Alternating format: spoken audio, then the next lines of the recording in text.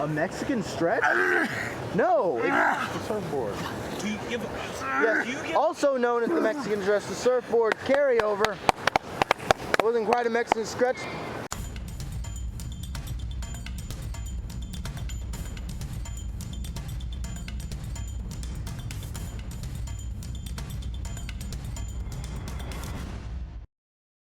Get your backyard wrestling merch at ProWrestlingTees.com.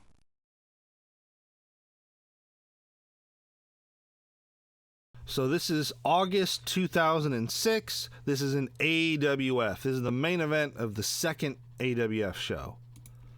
So Xavier Lascano here is the referee. He's also doing the ring introductions. I'm the AWF champion at the time. AWF was a very short run. We only did 7 AWF shows. So I was literally just announced on the first show as champion because reasons. But that let us just get right to the action and start building stories and feuds as opposed to wasting time trying to crown an inaugural champion. But I'm the AWF World Champion here. Since I was awarded the belt, I felt I needed to kind of prove myself. So I'm trying to be like a dominant ring general champion. I'm trying to be like a Chris Benoit. I'm trying to be, nowadays you would say Gunther, or Kurt Angle, but I was trying to be like this dominant world champion and really get this belt over, so that way when I lose it to Nappy, it means something. So right here, Xavier Lascano is announcing my mystery opponent for this show is none other than sensational Seth Styles, who basically cut Lascano a big old check to put him in this match. Seth had been a part of our group for years. He was with us back in PWL. In CCW, he was our official referee. He had one match against Methodox, but that was kind of it. When we started AWF, he really wanted to give wrestling a shot. He had actually gone to wrestling school to be a manager. And so he had some experience, and we thought, okay, great, let's do it. The more the merrier. And so he came up with this sensational Seth Styles gimmick where, he's like this preppy rich kid. The storyline was while he was refereeing, he made some really smart investments and paid off in dividends. Looking back, like, I guess the modern day equivalent, he would kind of be like MJF. But, this is 2006, and we're giving him a shot here in the main event. So we're going to lock up here. We have Chef as the referee. I don't know why he was patting my arms. I don't know what I would keep hidden in my arms, but who cares?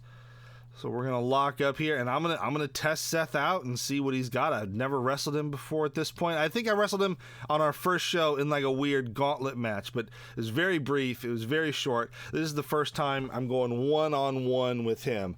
And look at that. He's got me in a side headlock.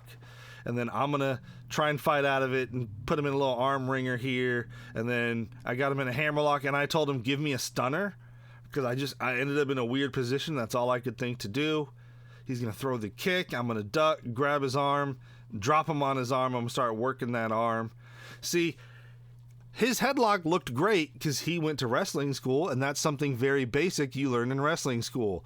All my little chain wrestling stuff there with like the hammer lock and the wrist lock looked terrible because I hadn't gone to wrestling school yet and didn't know what I was doing. And then here we go. I got him in the crippler crossface here. I keep saying this. Without having ropes, we're real limited on what we can do. So structuring matches was always a challenge. But I'd kind of worked out some things here where I'm like, I'll chain submissions together. That'll work. That'll be my thing I can do since we don't have ropes. I'll chain submissions together one after another. I did a lot of ground and pound, fisticuffs, knees to the head, that kind of thing. Here I'm having him fight out of my submission. He's going to rake the eye, and then he's going to hit me with a diamond cutter or an RKO if you prefer. That would end up becoming his finish, the money talks. But he tried it there, and we were like, hey, that was clean. That was real clean. And it got a good reaction, so he did it again. Sure, hit your finish twice, 3 minutes into a match. Why not? But I'm going to kick out. Because, again, I'm this dominant champion. But the whole point is I wanted to take on all challengers. I wanted to go up against everybody on the roster, and they all lose. until I get to Nappy, and then Nappy's the one that beats me. That way there's like this Clash of the Titans feel, and it means something with Nappy beats me. And then right here, he doesn't have my arms hooked right, but whatever. Hit me with a deep impact. I never liked taking front bumps. Like, back bumps I had no problem with, but front bumps, for whatever reason, I always felt weird landing on my front. So whenever I had to take moves that were front bumps, never quite came out as great as they should. But you see here, Seth, we were just like, hey, you went to wrestling school? Like, don't shy away from that. Like, play into that. Use what you learned. Granted, it's just basics. It's just basics because you were there to be a manager. But still, that's better than nothing. That's more than any of us have. And here he's just kind of trying stuff. He's like, what if I lace your legs and then bridge? A lot of this stuff was just in the moment. What can we do? What can we do in the moment? Oh, I'm in this weird position. What can I do from here? Now, this is toward the end of my career. I'm not bad. This is probably the best I will ever be. Look at that nice little snap suplex there. But this is probably the best I will ever be. Oh, I love those knees to the head. Oh, the mini DV tape got stuck in the camera. That would happen. The interlaced bars would come in if the tape got a little sticky. Oh, the days of tape. People these days don't know the struggle of having to record the mini DV tape and then capture those tapes in real time. But we're going to do a little brawl in here. And then this was something he thought up on the spot. You know, he kind of had me in a weird, single underhook. And he just kind of like went to drop me. And so I twisted in midair and landed on my front.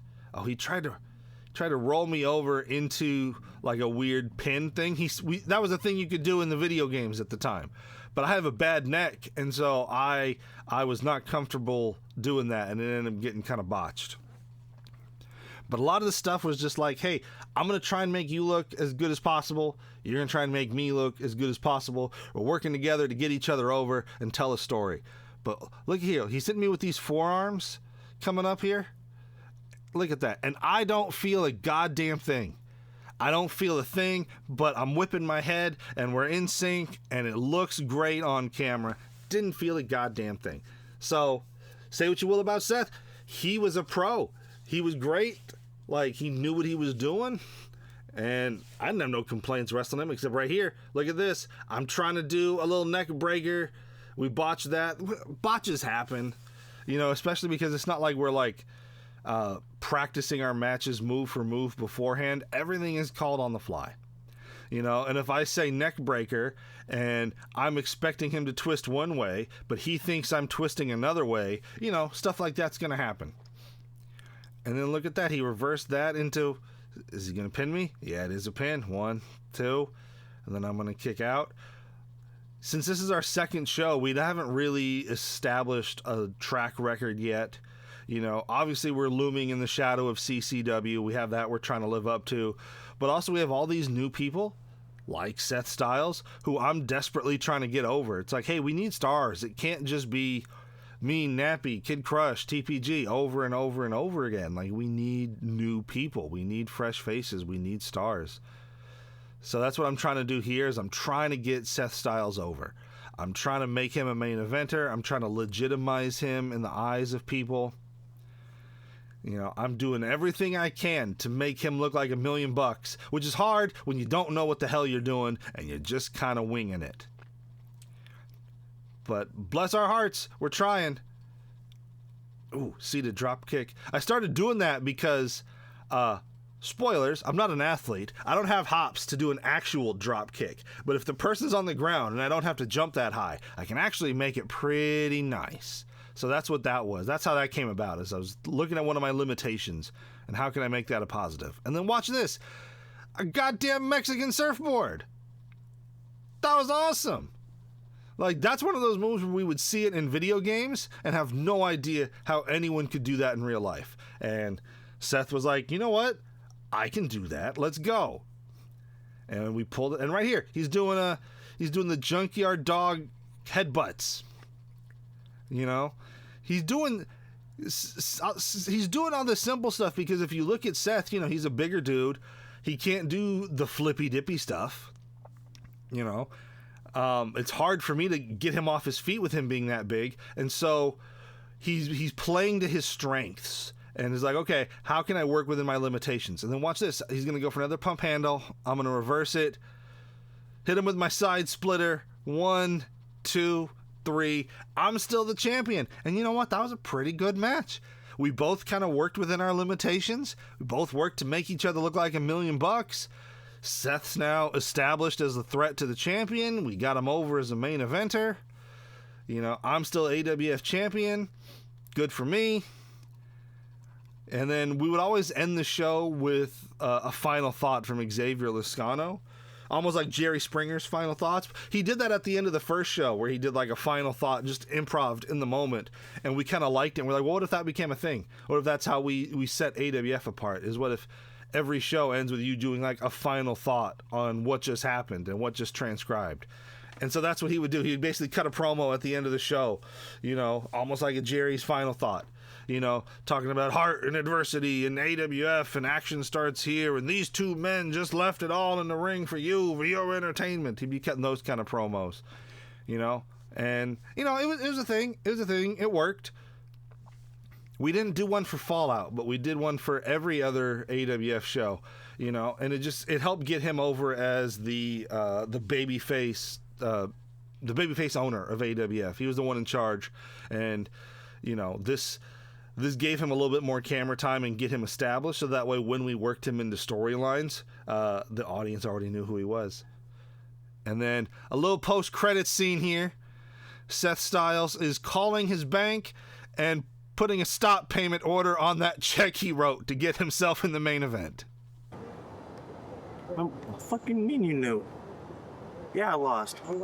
Bitch.